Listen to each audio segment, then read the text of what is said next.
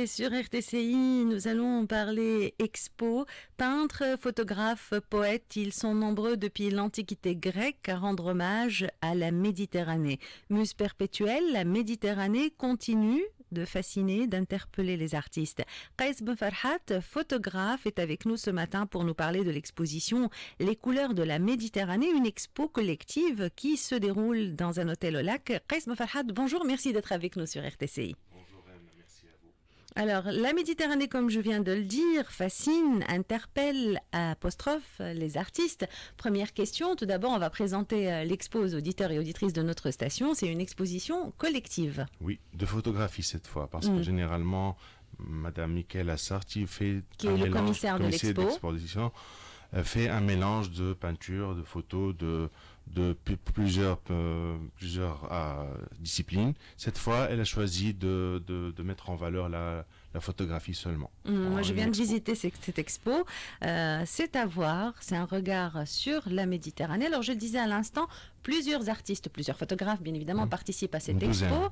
Une douzaine, si tu veux bien nous citer leurs noms. Ordre alphabétique, Monsieur Emin Landolsi, Béatrice Brunazo, Monsieur Béchir Zayen, Qais Ben Farhat moi-même, Lina Ben Ayed, Madame Marianne Katzaras, Mahdi Ben Mesek, Mounir Kshida, Salma Boukheili, Skander Zarad, Terry Taïb, Yahya Béchir et Yohan Simi. Alors, certains d'entre eux travaillent depuis longtemps sur la thématique de la Méditerranée, comme par exemple Skander Zarad ou encore Marianne Katzaras.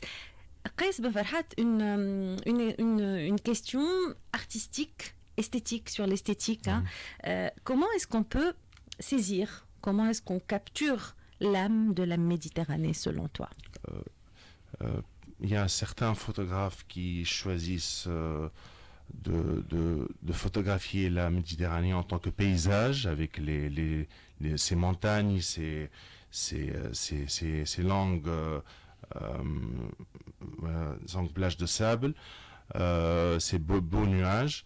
Personnellement, j'y intègre du vivant, que ce soit un chien, un chat, des enfants, une femme qui danse, comme une présence. Il faut une présence pour moi, pour qu'il y ait une âme dans cette photo de la Méditerranée. C'est un simple avis, donc j'aime personnellement y intégrer une âme de la vie.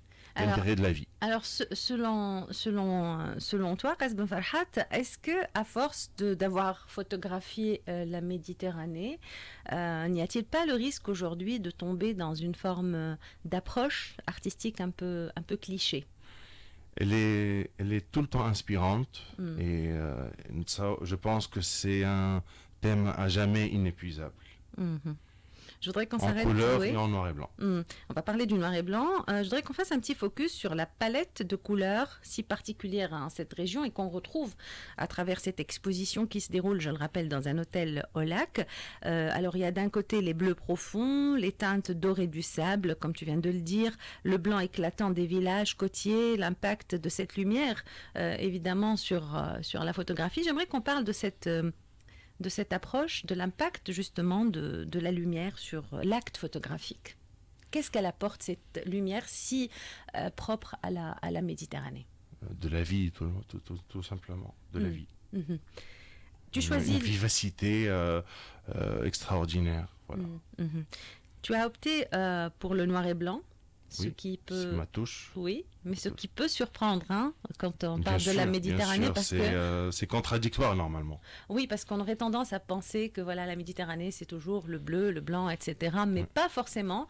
Tu optes donc pour des photos en noir et blanc. Est-ce que tu peux nous en parler? Tu restes en même temps fidèle à ta palette à toi. Donc, j'ai choisi... Madame Michaela Margarita Sarti m'a contacté pour participer à cette expo. Elle m'a dit si tu avais déjà des tableaux prêts ou si tu avais des photos sur la Méditerranée. J'avais un tableau qui a été déjà exposé à l'expo Vie de Chien, qui a été une de mes expos personnelles, qui était prêt, et je lui ai envoyé et puis je lui ai envoyé des photos d'une danseuse, une collaboration avec une danseuse qui s'appelle Inès Benamtsen, que je remercie et que je salue. Je lui ai dit, tu choisis entre la danseuse et le chien.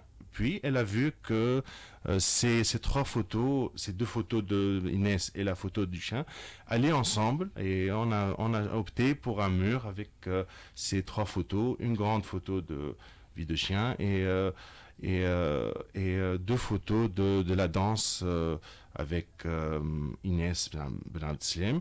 Donc j'ai égayé le noir et blanc avec la danse qui représente pour moi le mouvement et la beauté du corps, et puis le chien errant qui représente la liberté, représenté par ce chien qui erre et qui est tout le temps en quête de liberté. Voilà. Et je crois que ces chiens te suivent, entre guillemets, depuis ton exposition, hein, vie de chien. Ils ne me lâchent plus. Ils ne te lâchent plus. Je les vois même dans les marches matinales.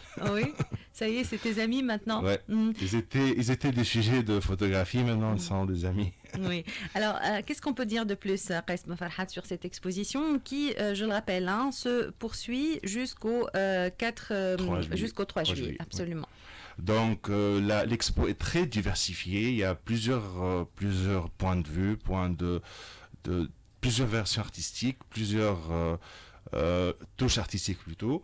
Donc, c'est à voir. Je vous invite à venir, à découvrir les talentueux photographes. Ce sont tous des grands noms.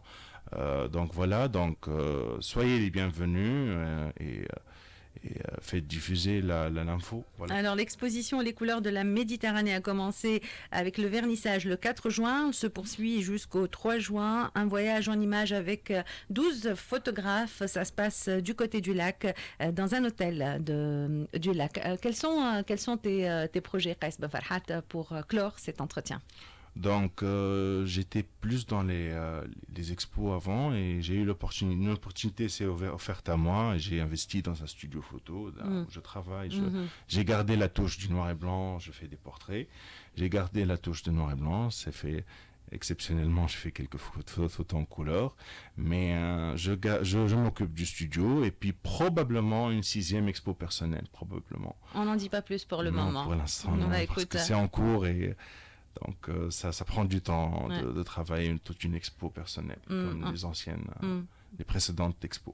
On espère te retrouver pour en parler sur RTCI. Merci beaucoup, Qaïs Ben Farhat. Les couleurs de la Méditerranée dans un hôtel du côté du lac jusqu'au 3 juillet avec 12 photographes, une exposition collective, un voyage en images.